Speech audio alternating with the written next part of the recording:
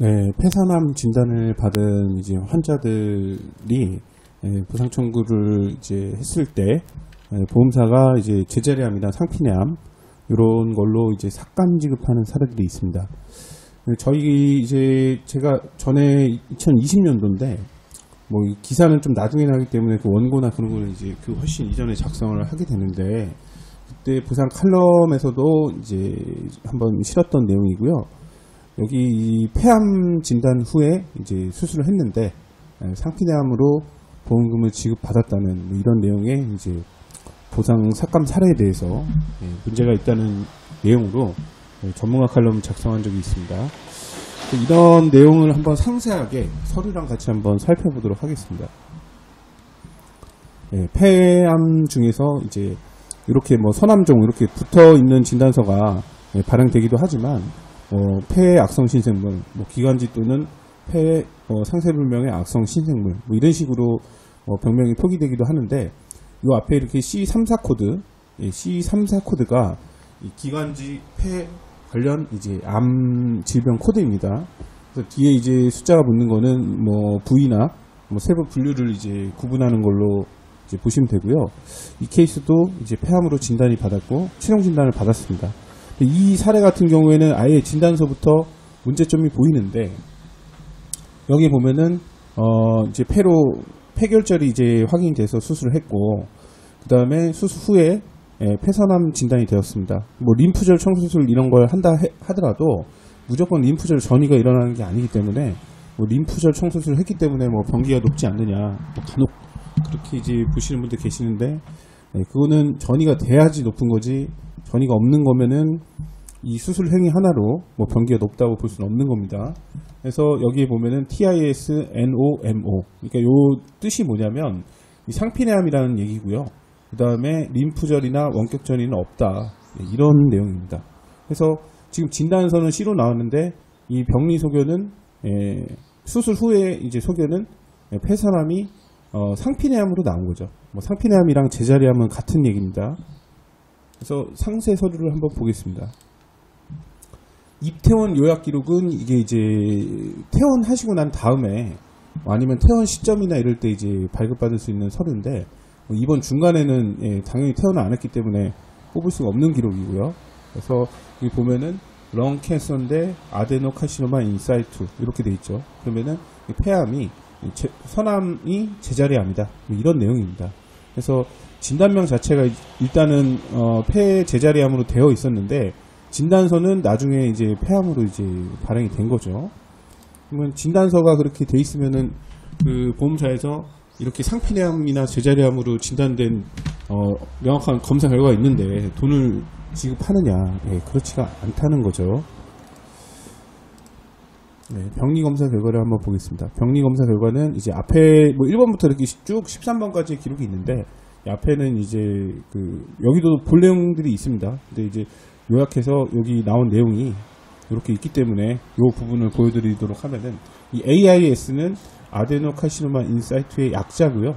이거를 뭐 AIS로 이렇게 약어로 표기를 하기도 하는데 여기 TNM 스테이지라는 거는 이제 병리병기. 그러니까 뭐 병리 여기 P가 붙었기 때문에 병리병기고 뭐 P가 안 붙어 있으면은 임상병기나 뭐 이런 걸로도 볼 수 있는데 P가 붙어 있기 때문에 병리병기로 이렇게 해석하는 게 맞습니다.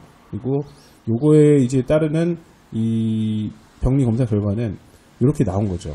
그래서 그 의사는 이제 폐선암이다 이렇게 진단을 했지만 실질적으로 이 병리 의사가 작성한 이런 내용들을 보면은 치민이 없는 상태.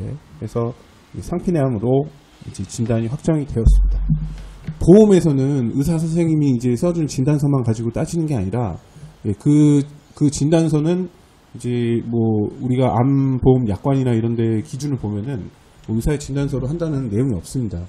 병리의사 진단만 인정한다 뭐 이런 식으로 돼 있기 때문에 병리 진단 자체가 상피내암이었기 때문에 이런 케이스는 보험사가 보상 처리를 이제 상피내암이나 제자리암으로 삭감을 하는 거죠.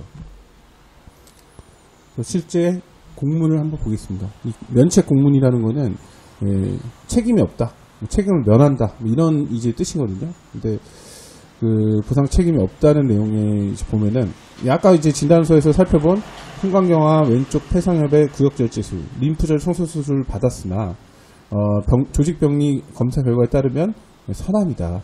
그래서 TIS 병기다. 아데노카시노마 인사이트다. 그래서 제자리 선암. 이렇게 진단이 되었다는 내용이 이제 확인되었다. 해서 따라서 이 진단은 C34가 아니라 그런 이제 행동양식 분류 기준에 따라서 D02 코드다. 이렇게 해서 이제 보상 처리를 최종적으로 거절하는 사례입니다. 이런 보험사의 판단이나 뭐 이런 이제 가입자의 청구에 대한 회신 자체가 무조건 다 잘못된 내용이라고 볼 수 없습니다. 뭐 억지로 주장하는 것도 아니고 실제로 그렇게 써져 있었고, 지금 이 케이스 같은 경우는 어떻게 보면은 의사 선생님 진단만 C코드가 나온 거고, 그 이외에 이제 병리 검사 결과라든지 그 다음에 종양이 어떻게 위치되어 있었는지, 뭐 침범의 깊이라든지 뭐 림프나 뭐 다른 쪽에 전이가 있었는지 이런 것들을 다 따져보면은 제자리암이 맞거든요. 그래서 그런 내용으로 이렇게 이제 했는데, 저희가 봤을 때는 이런 주장이 뭐 무조건 타당하지 않다는 게 아니라, 이 사례 같은 경우에도 이제 보험은 보험 계약에 이제 관한 내용으로 이런 것들을 따져봐야 됩니다. 물론 이제 이분이 제자리암으로 진단이 받은 건 맞지만, 이분이 이제 보험 계약했을 때 그런 약관의 기준이나 이런 내용들을 봤을 때는 이게 암으로 이제 충분히 볼 수 있을 만한 내용이었기 때문에 암으로 이제 보상 처리를 이제 진행을 한 거죠. 그래서 이 케이스는 지급이 이제 거절되었던 케이스지만 폐암 진단이 합당하다라는 내용으로 저희가 이제 손해하정을 진행해서 처리를 받은 케이스입니다. 이렇게 이제 암으로 진단서가 나왔어도 문제가 있는 사례들이 있기 때문에 이런 케이스들은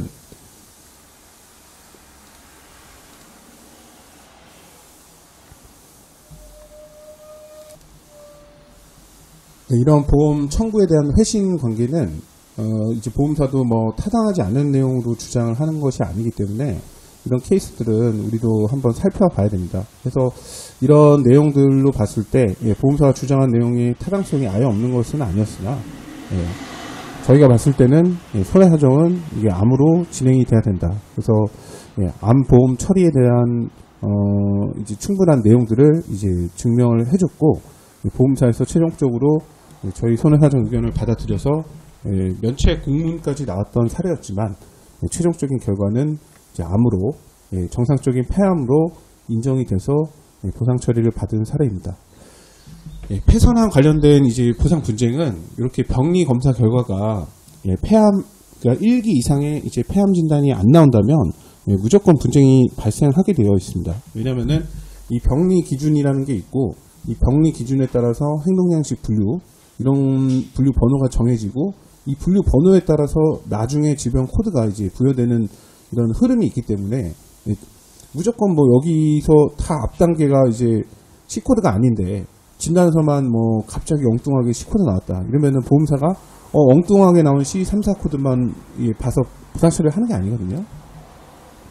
앞서 이거 뭐 최근에 발생한 분쟁도 아니고 옛날부터 이렇게 발생했던 이제 전형적인 암보험 분쟁 유형입니다. 그래서 이런 사례들은 청구 전에 문제점이 될 만한 내용들이 있는지 한번 살펴봐야 되고, 그런 내용을 토대로 해서 이제 손해사정 진행이 가능하다. 그러면 손해사정사와 함께 이제 진행하는 게 좋습니다.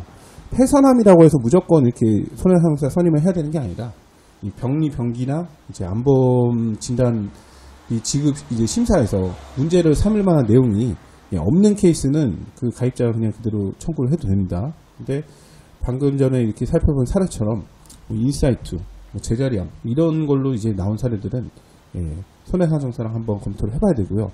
지금 이 케이스는 이제 폐선암이 C코드로 진단이 나왔지만 D코드로 나온 사례도 손해사정 진행이 가능합니다. 그래서 이 진단 코드가 뭐 C라서 이제 되고 D라서 안 되고 뭐 이런 게 아니기 때문에 D코드 나왔다 하더라도 그대로 이제 D코드 나온 걸 보험사에 보내면 당연히 이제 처리 안 하겠죠. 의사가 암으로 진단하지도 않은 거를 뭐 수백만 원, 수천만 원을 그런 내용 다 무시하고 D코드인데 암으로 지급한다 이런 사례는 없거든요. 그러니까 지금 이렇게 이제 C코드 나온 사례만 진행 가능한 건 아니고 D코드로 진행이 가능한데 이런 사례보다는 아무래도 좀 확률적으로 좀 떨어질 수는 있습니다. 그리고 뭐 추가적으로 이제 뭐 진단서 변경에 대한 뭐 문제나 이런 것들도 또 삼기 때문에 그런 부분을 다 넘을 수 있는 그런 충분한 준비랑 이런 것들이 된 상태에서 분쟁은 시작되는 게 가장 좋습니다. 뭐 나중에 이게 다 거절되고 나서 이렇게 할 수도 있는 사례들이 있지만 애초에 이 결과를 얻기 위해서는 가장 좋은 방법을 택해서 이제 진행을 해야 되는데 뭐 우리가 이제 이렇게 보상 거절이 안 된 상태에서는 뭐 쓸 수 있는 방법도 많고 해볼 수 있는 뭐 여러 가지 이제 기회도 있는데 그런 것들이 뭐 먼저 이제 다 거절되거나 뭐 보험사가 이제 선점해야 되는 쟁점에 대해서 먼저 다 선점해가지고 유리한 자료들을 이렇게 가지고 있으면 처리는 이제 어려울 수가 있습니다. 그렇기 때문에 보상 청구 전에 이런 내용들 문제될 만한 내용이 있는지 항상 검토해 보시고 문제될 만한 사례는 이제 손해상사 선임을 해서 같이 진행을 하는 게 좋고 문제가 없다고 이렇게 판단된 사례 이거를 이제 판단하기 어려우니까 손해사정사한테 이제 뭐 저한테 이제 상담을 받으세요. 그리고 문제가 없는 거는 그냥 그대로 진행을 해도 문제가 발생하지 않습니다. 감사합니다.